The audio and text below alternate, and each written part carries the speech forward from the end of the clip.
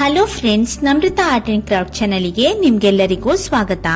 ಇವತ್ತು ನಾನು ಪೇಂಟಿಂಗ್ ಅನ್ನ ಮಾಡ್ತಾ ನಿಮಗೆ ಹೇಳ್ತಾ ಇರೋ ಸ್ಟೋರಿ ಯಾವ್ದಂದ್ರೆ ಚಿಕ್ಕ ಕೃಷ್ಣನ ಬಾಯಿಯಲ್ಲಿ ಸಂಪೂರ್ಣ ವಿಶ್ವ.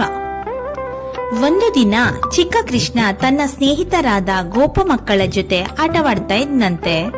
ಆಟವಾಡುತ್ತಾ ಇದ್ದಾಗ ಕೃಷ್ಣನು ನೆಲದ ಮೇಲೆ ಮಣ್ಣನ್ನ ನೋಡಿದ್ನಂತೆ. ಅವನಿಗೆ ತುಂಬಾ ಕುತೂಹಲವಾಯ್ತಂತೆ. ಇದು ಹೇಗಿರಬಹುದು ಅಂತ ಯೋಚಿಸಿ ಚುಪ್ಪಾಗಿ ಮಣ್ಣನ್ನ ತಿನ್ನಂತೆ. ಅದನ್ನ ನೋಡಿದ ಗೋಪ ಮಕ್ಕಳು ಓಡುತ್ತಾ ಹೋಗಿ, ಅಮ್ಮ ಯಶೋದೆ, ಕೃಷ್ಣ ಮಣ್ಣು ತಿಂದಿದ್ದಾನೆ ಎಂದು ಯಶೋದಗೆ ಹೇಳಿದ್ರಂತೆ. ಯಶೋದೆಗೆ ವಿಪರೀತ ಕೋಪ.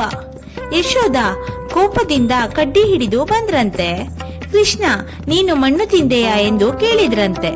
ಕೃಷ್ಣನು ನಿರಪರಾಧಿಯಾಗಿ, ಅಮ್ಮ ನಾನು ತಿನ್ನಲೇ ಇಲ್ಲ ಎಂದು ಹೇಳಿದ್ನಂತೆ.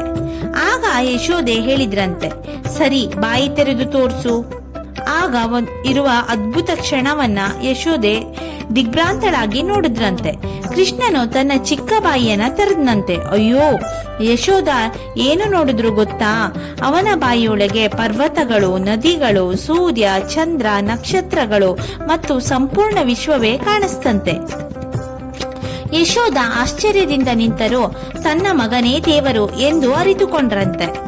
ಆದ್ರೆ ಕೃಷ್ಣ ಅಳುತ್ತಿರುವುದನ್ನು ನೋಡಿ ತಾಯಿಯ ಹೃದಯ ಗೆದ್ದಿತು. ಅವನು ಎಲ್ಲವನ್ನ ಮರೆತು ತಮ್ಮ ಮುದ್ದು ಮಗನನ್ನ ಅಪ್ಪಿಕೊಂಡ್ರಂತೆ. ಹಾಗಾದ್ರೆ ಈ ಮೋರಲ್ ಆಫ್ ದ ಸ್ಟೋರಿ ಏನಂದ್ರೆ, ತಾಯಿಯ ಪ್ರೀತಿ ಯಾವಾಗಲೂ ದೊಡ್ಡದು ಮತ್ತು ದೇವರು ಕೂಡ ಮಗುವಿನ ರೂಪದಲ್ಲಿ ನಮ್ಮ ಜೊತೆ ಇರುತ್ತಾನೆ. ಈ ಚಿಕ್ಕ ಕೃಷ್ಣನ ಸ್ಟೋರಿ ನಿಮ್ಗೇನಾದ್ರೂ ಇಷ್ಟ ಆದ್ರೆ ಪ್ಲೀಸ್ ಲೈಕ್ ಮಾಡಿ, ಶೇರ್ ಮಾಡಿ, ಸಬ್ಸ್ಕ್ರೈಬ್ ಮಾಡೋದನ್ನ ದಯವಿಟ್ಟು ಮರಿಬೇಡಿ.